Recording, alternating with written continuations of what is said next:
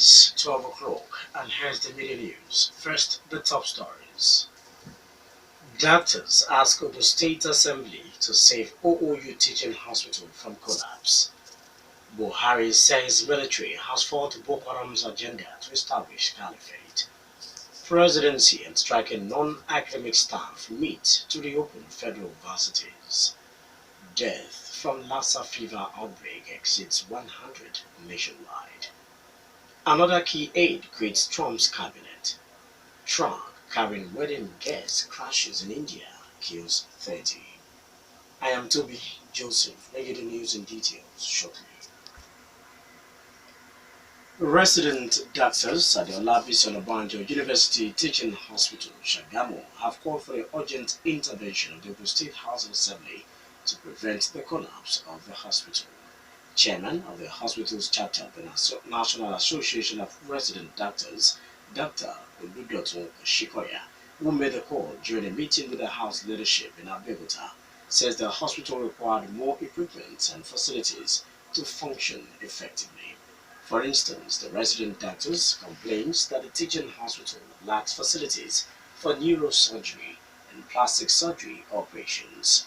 Shikoya asked the State Assembly to pressurize the state governments to provide the necessary facilities and restore the lost glory of the hospital, which is the first state teaching hospital in Nigeria. The Speaker, Suraj Adekunbi, represented by his deputy, Kunle Oluomo, assured the doctors that the Assembly will facilitate the release of the hospital's 2018 budgetary allocation by the state government for the implementation of capital project.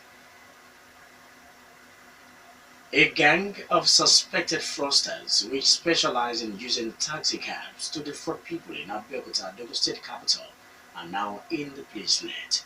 The four suspected members of the gang, namely Leonard Ifianti, Tajuddin Eriosho, Ashimiyu Olaniyo, and Ashile Basirat, were among the 34 suspected criminals paraded by the State Police Command at its headquarters in Ilebero, Abeokuta.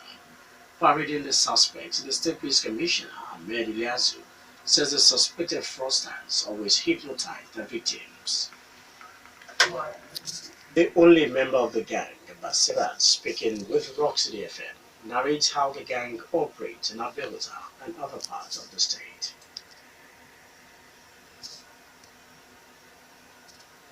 The police commissioner, who paraded other suspects, including armed robbers, car snatchers, rapists, among others, says the command will continue its efforts in reducing the level of crime in the state.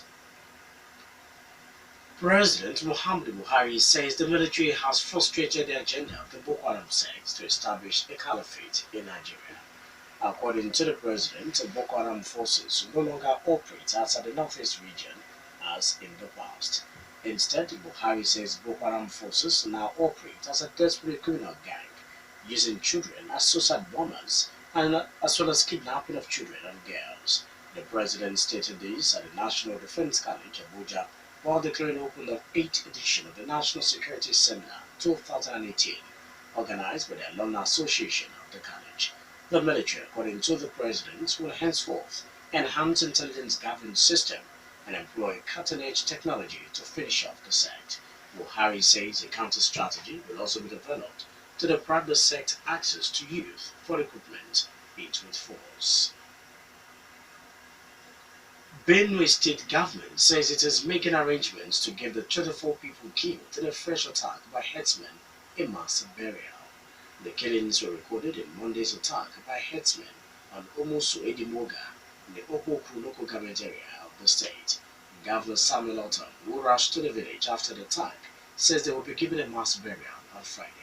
Such a mass burial was earlier given to more than 70 people killed by herdsmen in the state last January.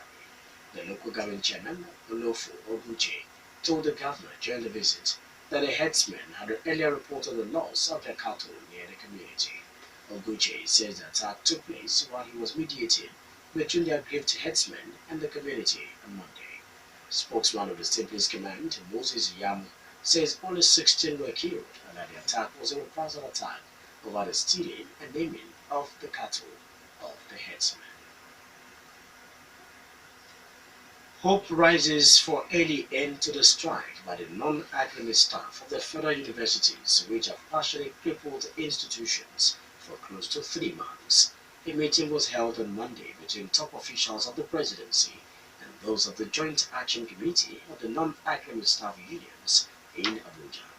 Labour and Employment Ministry, which convened the meeting, says the meeting attended by Labour and Education ministers deliberated extensively on the demand of the non-academic staff, which led to the crippling strike.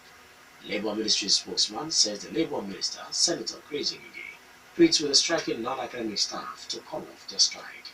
A meeting of the Joint Action Committee of the unions and the striking staff, according to the ministry, will likely hold today to discuss the way forward. Police Service Commission has promoted 414 senior police officers to the next ranks. The commission, in a statement by its spokesman, Ikechukwu Ali, says the decision was taken at the 26th plenary meeting of the commission in Abuja. Those promoted include 3 police commissioners to Assistant Inspector General of Police, 4 deputy commissioners to commissioner, and 12 assistant police commissioners to deputy police commissioner. The Commission also approved the promotion of 61 Chief Superintendents of Police to Assistant Police Commissioner, 30 Superintendents to Chief Superintendent, and 65 Assistant Superintendents to Deputy Superintendent. Also promoted 191 Police Inspectors to Assistant Superintendent. Death toll from the outbreak of Lassa fever has jumped to 110 across the country since January this year. Nigeria Center for Disease Control, in its latest report, estimates the number of reported cases this year at 1,121 from 18 states. Last week, World Health Organization (WHO) expressed concern about the size of the outbreak of the disease, with 317 laboratory confirmed cases and 72 deaths. Health Minister Professor Isaac Adewale, speaking on the outbreak, says his ministry will soon take delivery of vaccines to treat victims of the deadly disease. Last year, the disease killed more than 100 people in 14 states. The name of the disease is taken from Lassa, a town in northern Nigeria where it was discovered in 1969.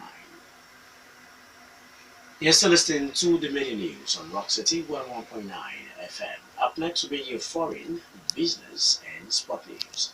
Please do stay with us. US President Donald Trump's top economic advisor, Gary Cohn, is resigning, the White House has said. It is the latest in a series of high-profile departures from President Trump's team. There has been speculation that Mr. Cohn, a supporter of free trade, was angered by Mr. Trump's plans to impose tariffs on aluminium and steel imports. The 57-year-old former president of the Goldman Sachs Bank had helped Mr. Trump push through his sweeping tax reforms late last year. Once that mission had been achieved, a number of differences were prompted the departure, including the possible looming trade tariff war and its differences on that issue with trade advisor Peter Navarro and Commerce Secretary Wilbur Ross. In August last year, Mr. Cohn had also criticized Mr. Trump over his reaction to a far-right rally in Charlottesville, Virginia, saying the administration can and must do better. A truck carrying a wedding party plunged off a bridge in western India early Tuesday and killed at least 30 people, mostly women and children. The accident happened in Bhavnagar district, about 200 kilometers from the state capital, Ahmedabad. Police in Gujarat state said the accident happened after the truck driver tried to overtake a van but lost control of the vehicle, plunging 8 meters into a dry riverbed. Many passengers were trapped under the vehicle that overturned after it crashed through the bridge and nosedived into the ground. Many of the injured were in critical condition, and officials fear the death toll could rise further. Authorities have announced financial aid of $6,148 to the family of each of the deceased. In business, Nigerian National Petroleum Corporation (NNPC) says that its cost of producing a barrel of crude oil had dropped to $20. The corporation's group managing director, Dr. Mikante Balu, made this known in Abuja at the ongoing Technology and Innovation Expo, organized by the Federal Ministry of Science and Technology. He says the target of the corporation is to further reduce the cost to $15 per barrel to increase oil revenue. Badu also says that the pipe that will be used for the construction of the 683-kilometer Ajaokuta-Abuja-Kano gas pipeline is to be sourced from local pipe mills in accordance with the local content policy. Finally, the media news, sport news. 3 quick goals in less than 10 minutes helped Etoile du Sahel beat Nigeria Professional Football League champions Plateau United 4-2 in the first leg of the last preliminary round of the CAF Champions League. The Nigerian champions were playing in the tournament for the first time and got a difficult fixture as a reward for walloping Eden Sport FC of Cameroon 4-0 on aggregate. Plateau United became the first Nigerian club to score more than 1 goal against Etoile du Sahel in Tunisia since the defunct Julius Berger FC did that in 2001. The second leg will be played in just next weekend.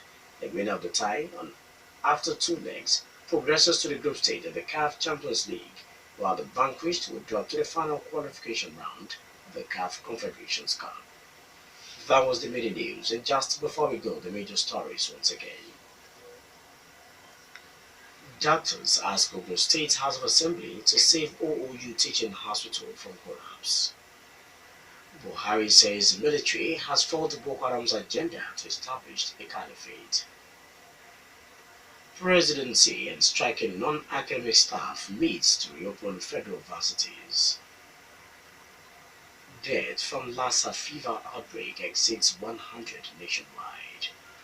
Another key aide quits President Trump's cabinet. Truck carrying wedding guest crashes in India, kills 30 people. For more stories and to listen to us live, please log on to our website www.rockcityfmradio.com/live. Thank you so much for listening. I am Tobi Joseph. Good afternoon.